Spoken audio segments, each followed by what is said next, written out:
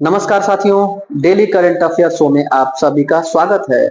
आज तारीख है 10 जुलाई 2025। आज का करंट अफेयर हम लोग पढ़ेंगे, देखेंगे, समझेंगे। जल्दी से शुरू कर देते हैं।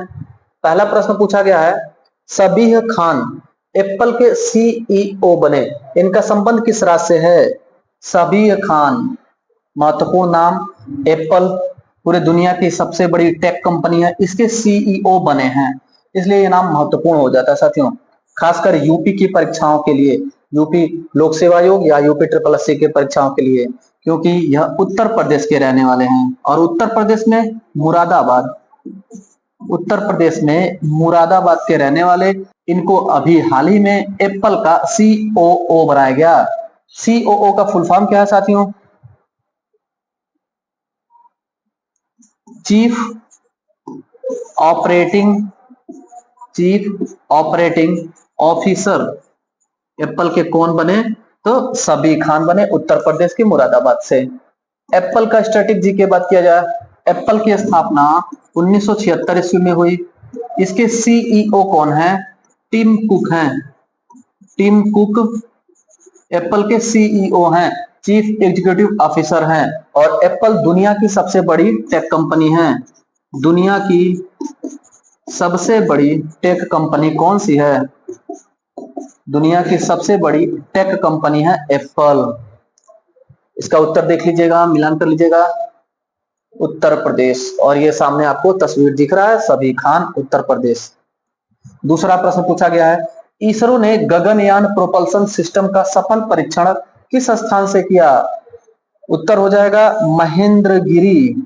इसरो ने महेंद्रगिरी से प्रोपल्सन सिस्टम का सफल परीक्षण किया, टेस्टिंग किया। एक्चुअली में साथियों, गगनयान भारत का पहला अंतरिक्ष मिशन है, भारत का पहला मानव अंतरिक्ष मिशन है। भारत का पहला मानव अंतरिक्ष मिशन का क्या नाम है? गगनयान है। ये कब लॉन्च होगा? 2027 में घोषणा की गई है केंद्र सरकार के द्वारा, इसरो के द्वारा, कि 2027 में भारत का पहला मानव अंतरिक्ष मिशन गगनयान शुरू होगा। इस मानव अंतरिक्ष मिशन में साथियों, जो यान अंतरिक्ष में लेकर के जाएगा, उस यान का थ्रस्टर को जला करके, बर्न करके टेस्टिंग किया गया है। लगभग 100 सेकेंड तक इसके इंजन को स्टार्ट करके चेक किया गया है, देखा गया है, टेस्ट किया गया है, ये सफल हो रहा है कि नहीं। साथियों, यह सफलतापूर्वक अपना काम किया है। श्रीहरिकोटा, जहां पर सतीश धवन अंतरिक्ष अनुसंधान केंद्र है, जहां से उपग्रहों को प्रक्षेपित किया जाता है, वो जगह है साथियों। दूसरा ऑप्शन है तिरुवनंतपुरम। यहाँ पर विक्रम साराभाई अंतरिक्ष अनुसंधान केंद्र स्थापित है। कुलशेखर पट्टनम, यह श्रीहरिकोटा का विकल्प है। श्रीहरिकोटा के बाद दूसरा जो उपग्रह का प्रक्षेपण केंद्र है, वो कुलशेखर पट्टनम है। थूथुकुडी कुलशेखर पट्टनम। तीसरा प्रश्न पूछा गया है, डोमिनो 14.5 नामक सॉवरेन एआई किस कंपनी द्वारा लॉन्च किया गया? इसका उत्तर हो जाएगा HCL software company. HCL software company है, इसके द्वारा साथियों एक संप्रभु एआई लॉन्च किया गया है। सॉवरेन मतलब हुआ संप्रभु, संप्रभु एआई लॉन्च किया गया है, किसके द्वारा? तो HCL सॉफ्टवेयर के द्वारा। इसका काम क्या होगा? इसका काम होगा सरकार प्लस जो उद्योगपति हैं, सरकार प्लस जो उद्योगपति हैं, उनके बीच सामंजस्य स्थापित करके इनके डेटा को सुरक्षित रखना, इनके डेटा का कलेक्शन करके उसको सुरक्षित रखना, इस संप्रभु एआई डोमिनोज 14.5 का उद्देश्य है। सोवरेन मतलब होता है संप्रभु, संप्रभु का मतलब होता है स्वयं में जो प्रभु हो, जो स्वयं में मालिक हो, सर्वे सर्वा हो। चौथा करंट अफेयर पूछा गया है, हाल ही में प्रधानमंत्री नरेंद्र मोदी ने किस देश के साथ 2030 तक 20 अरब डॉलर के व्यापार का लक्ष्य रखा? उत्तर हो जाएगा ब्राजील। अभी हाल ही में ब्रिक्स का 17वां शिखर सम्मेलन ब्राजील में हो रहा है। उसके बाद मोदी जी ने ब्राजील से एक समझौता किया, जिसके तहत अभी वर्तमान में लगभग 12 अरब डॉलर का आयात निर्यात व्यापार ब्राजील से भारत का होता है। इसका टारगेट है कि 2030 तक हम इसको 20 अरब डॉलर तक पहुंचा देंगे। यानी भारत और ब्राजील का जो व्यापार है वो 2030 तक 20 अरब डॉलर पहुंच जाएगा। मर्कोसुर एक संस्थान है, मर्कोसुर, इसके विस्तार के विचार के लिए भी मोदी जी ने कहा इसका विस्तार हो, इस पर विचार करिए। इसमें वर्तमान में 4 देश हैं, एक संगठन है ये मर्कोसुर। मर्कोसुर एक संगठन है। Argentina, Argentina, Brazil, Argentina, Brazil, Paraguay, Paraguay और उरुग्वे, इन 4 दक्षिण अमेरिकी देशों का संगठन है मर्कोसुर, जिसका गठन हुआ था 1991 में। 1991 में इसका गठन हुआ। पूर्व में इसमें वेनेजुएला भी शामिल था। वेनेजुएला दक्षिण अमेरिकी देश भी इसमें शामिल था। इसे 2016 में मर्कोसुर से सस्पेंड कर दिया गया। 2016 में मर्कोसुर से अलग कर दिया गया। इस संगठन की स्थापना 91 में, वेनेजुएला 2016 में अलग हुआ। वर्तमान में 4 देश हैं। इसी के विस्तार के बारे में मोदी जी ने कहा कि इसका विस्तार करिए, इसका संशोधन करिए। तो मर्कोसुर से क्वेश्चन आ सकता है साथियों, ध्यान दिए रहिएगा। इसका उत्तर देख लीजिएगा, ब्राजील था। 5वां प्रश्न पूछा गया है, केंद्रीय शिक्षा मंत्री धर्मेंद्र प्रधान और शिक्षा एवं कौशल विकास राज्य मंत्री जयंत चौधरी ने एग्रीटेक इनोवेशन हब का शुभारंभ कहां किया? तो मेरठ में साथियों। नाम है सरदार वल्लभ भाई पटेल, सरदार वल्लभ भाई पटेल कृषि विश्वविद्यालय। इसी विश्वविद्यालय में एग्रीटेक इनोवेशन हब का शुभारंभ किया गया। तो मेरठ यूपी में है, इसलिए यूपी स्पेशल में यह प्रश्न बन जाएगा। साथियों यहाँ पर एक नाम है जयंत चौधरी। जयंत चौधरी किसान नेता और अपने देश के पूर्व प्रधानमंत्री, अपने देश के पूर्व प्रधानमंत्री चौधरी चरण सिंह के पोते हैं। इनके दादाजी थे चौधरी चरण सिंह।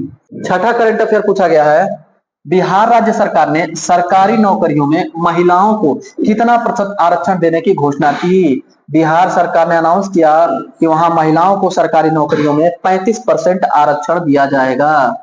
और पूर्व में साथियों, पूर्व में पंचायत चुनाव में भी सबसे ज्यादा 50% आरक्षण देने वाला पहला राज्य बिहार है। बिहार ने पंचायत चुनाव में महिलाओं को 50% आरक्षण दे रखा है। 7वां करंट अफेयर है, अंतरराष्ट्रीय क्रिकेट अंपायर बिस्मिल्लाह जान सिनवारी का 41 वर्ष की आयु में निधन हो गया। इनका संबंध किस देश से है? पूछ देगा कि अभी हाल ही में बिस्मिल्लाह जान सिनवारी जो क्रिकेट अंपायर थे इंटरनेशनल, उनका डेथ हो गया। किस देश से संबंधित है? उत्तर हो जाएगा अफगानिस्तान। अफगानिस्तान देश के अंतरराष्ट्रीय क्रिकेट अंपायर थे। इनका अभी हाल ही में डेथ हो गया है, अल्पायु में डेथ हो गया। 41 वर्ष की आयु में इनकी मृत्यु हो गई। 8वां करंट अफेयर पूछा गया है, केरल मत्स्य विभाग उत्कृष्टता पुरस्कार 2025 किस जिले को प्रदान किया गया? मतलब केरल का मत्स्य विभाग है वो एक्सीलेंस अवार्ड देता है। वो एक्सीलेंस अवार्ड मत्स्य क्षेत्र में दिया जाता है, मत्स्य विभाग द्वारा दिया जाता है। और केरल मत्स्य क्षेत्र में एक प्रसिद्ध राज्य है और यह उसका फेमस एक अवार्ड है साथियों। तो केरल मत्स्य विभाग उत्कृष्टता पुरस्कार एक्सीलेंस अवार्ड दिया गया कासरगोड जिला को। केरल के कासरगोड जिले को केरल मत्स्य विभाग एक्सीलेंस अवार्ड या उत्कृष्टता पुरस्कार प्रदान किया गया। 9वां करंट अफेयर पूछा गया है, विस्तारित रेंज परमाणु रोधी मिसाइल का सफल परीक्षण कहां से किया गया? उत्तर हो जाएगा आईएनएस कवरत्ती। आईएनएस कवरत्ती से विस्तारित रेंज परमाणु रोधी मिसाइल का सफल परीक्षण किया गया। और यह दिख रहा है आपको आईएनएस कवरत्ती। इससे साथियों 17 मिसाइल दागे गए, एक के बाद 17 मिसाइल दाग करके इसका सफल परीक्षण टेस्टिंग किया गया आईएनएस कवरत्ती से। विस्तारित रेंज परमाणु रोधी मिसाइल, इसको इरेसर भी कहते हैं। इरेसर ये दे देगा परीक्षा में। ERASR का फुल फॉर्म क्या है? Extended range anti submarine rocket. Extended range anti submarine rocket eraser का फुल फॉर्म है, जिसकी हिंदी यहाँ लिखी हुई है। विस्तारित रेंज परमाणु रोधी मिसाइल है। इसका सफल टेस्टिंग यहाँ से किया गया। 17 मिसाइल एक के बाद एक इसमें दाग करके सफल परीक्षण किया गया। ब्राजील देश की यात्रा के दौरान प्रधानमंत्री नरेंद्र मोदी को ब्राजील का सर्वोच्च सम्मान प्राप्त हुआ, उसका नाम क्या है? उस सम्मान का नाम क्या है? The grand collar of the national of the order of the Southern Cross. ये है ब्राजील का सर्वोच्च सम्मान, grand collar of the national order of the Southern Cross. साथियों, ब्राजील देश में 17वां ब्रिक्स शिखर सम्मेलन का आयोजन हो रहा है, इसलिए ब्राजील जो है चर्चा में रह रहा है, करंट अफेयर में रह रहा है। यहाँ पर दिया हुआ की ऑफ सिटी अवार्ड, यह अर्जेंटीना का अवार्ड है। अर्जेंटीना के राजधानी ब्यूनस आयर्स का यह सम्मान दिया गया की ऑफ सिटी, यानी कि अर्जेंटीना की राजधानी ब्यूनस आयर्स के शहर की चाबी सम्मान मोदी जी को दिया गया था। मध्य प्रदेश के पन्ना टाइगर रिजर्व में एशिया की सबसे बुजुर्ग हथिनी का निधन हो गया। उसका क्या नाम था साथियों? वत्सला नाम की हथिनी थी, वत्सला। वत्सला देखिए 100 वर्ष की आयु में इसकी मृत्यु हो गई। इसने बहुत सारे छोटे हाथियों को पाला था, पोसा था, उनको कई गुर सिखाए थे, उनको प्रशिक्षण देने का काम भी इसने किया था। यहां तक कि इसने पन्ना टाइगर रिजर्व में टाइगर की काउंटिंग में बहुत हेल्प किया था। टाइगर की निगरानी में भी इसने बहुत मदद किया था। एक वेल ट्रेंड हथिनी थी साथियों। 100 वर्ष की आयु में इसका डेथ हो गया। कहां पर? पन्ना टाइगर रिजर्व। जन्म कहां हुआ था? ये रहने वाली किस राज्य की थी? तो साथियों केरल की।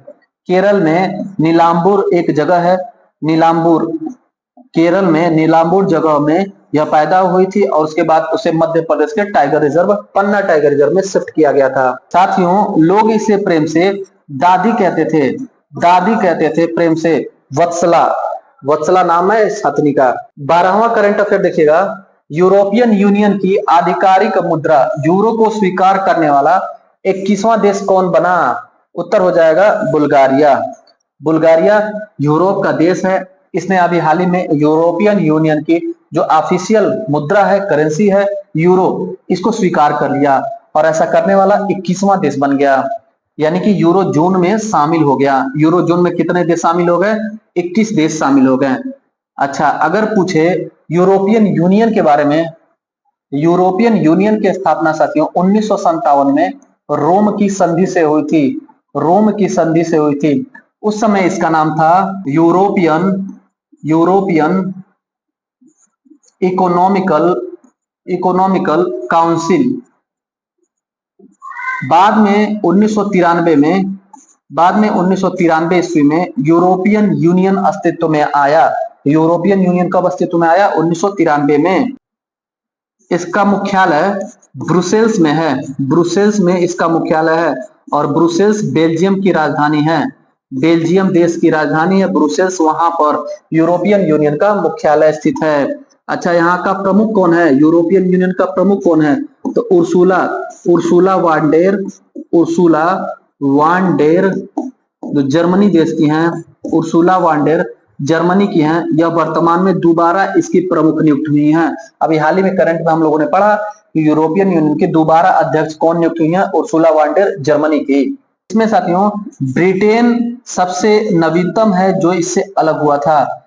ब्रेक्जिट एक पूछता है परीक्षा में। ब्रेक्जिट का अर्थ होता है ब्रिटेन एग्जिट। ब्रिटेन देश अपने यहाँ जनमत संग्रह करा करके यूरोपियन यूनियन से अलग हो गया है। ब्रेक्जिट एक बिल था जो ब्रिटेन में आया था जनमत संग्रह के लिए, ताकि पूछा जाए जनता से कि यूरोपियन यूनियन में मिलना चाहते हैं या अलग होना चाहते हैं। तो लगभग 52% लोगों ने, ब्रिटेन के लोगों ने वोट किया था यूरोपियन यूनियन से अलग होने के लिए। तो ब्रेक्जिट बिल के माध्यम से ब्रिटेन यूरोपियन यूनियन से अलग हो गया। नवीनतम देश कौन शामिल हुआ था? तो 2003 में साथियों क्रोएशिया। 2003 में क्रोएशिया सबसे नवीनतम यूरोपियन यूनियन का सदस्य है। इसका नवीनतम ये है, लेकिन इसकी मुद्रा यूरो को एक्सेप्ट करने वाला नवीनतम बुल्गारिया है। ध्यान दे रहिएगा, गलत मत करिएगा। यूरोपियन परिषद, यूरोपियन परिषद, यूरोपियन परिषद साथियों यूरोपियन यूनियन का ही हिस्सा है। यूरोपियन यूनियन जब कानून बनाती है तो यूरोपियन काउंसिल को भी शामिल करती है। इस यूरोपियन काउंसिल के यानी यूरोपियन परिषद के अध्यक्ष कौन है? तो एंटोनियो कोस्टा। एंटोनियो कोस्टा, पुर्तगाल के पूर्व प्रधानमंत्री एंटोनियो कोस्टा यूरोपियन काउंसिल के अध्यक्ष हैं और यूरोपियन आयोग के अध्यक्ष उर्सुला वान डेर हैं।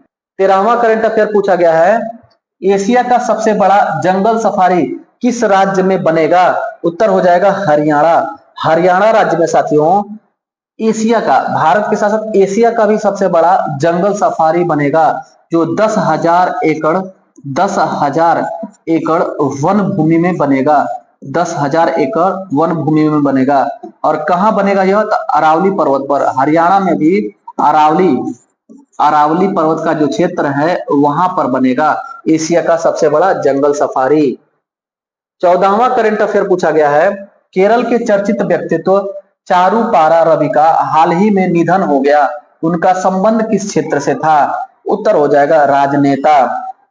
चारूपारा रवि केरल के प्रसिद्ध राजनेता थे, अभी हाल ही में उनका निधन हो गया। ये साथियों समाजवादी विचारधारा के नेता थे। साथ ही साथ यह केरल में आरजेडी जो पार्टी है, केरल में आरजेडी पार्टी के उपाध्यक्ष थे। केरल राज्य के आरजेडी के उपाध्यक्ष थे और समाजवादी नेता थे चारूपारा रवि। इनका भी हाल ही में निधन हो गया, केरल राज्य से संबंधित थे। 15वां करंट अफेयर देखिएगा, हाल ही में एनटीपीसी सिम्हाद्री का 28वां स्थापना दिवस मनाया गया। यह कहाँ स्थित है? एनटीपीसी सिम्हाद्री साथियों आंध्र प्रदेश राज्य में स्थित है। आंध्र प्रदेश राज्य में national thermal power corporation Simhadri स्थित है, जो अभी हाल ही में 28वां स्थापना दिवस मना रहा है आंध्र प्रदेश, एनटीपीसी सिम्हाद्री। 16वां प्रश्न देखिएगा, हाल ही में भारतीय रिजर्व बैंक ने ई कुबेर नामक ऑनलाइन प्लेटफॉर्म से कितने करोड़ रुपए के 2 बॉन्ड को नीलाम करने की घोषणा की? उत्तर हो जाएगा 25,000 करोड़ रुपए। हाल ही में आरबीआई ने यह घोषणा किया कि हम ई कुबेर प्लेटफॉर्म से 25,000 करोड़ रुपए के 2 बॉन्ड को बेचेंगे। इसने घोषणा किया आरबीआई ने। किस माध्यम से बेचा जाएगा? ई कुबेर ऑनलाइन प्लेटफॉर्म से बेचा जाएगा। कितने के बॉन्ड बेचे जाएंगे? 25,000 करोड़ रुपए के बॉन्ड बेचे जाएंगे।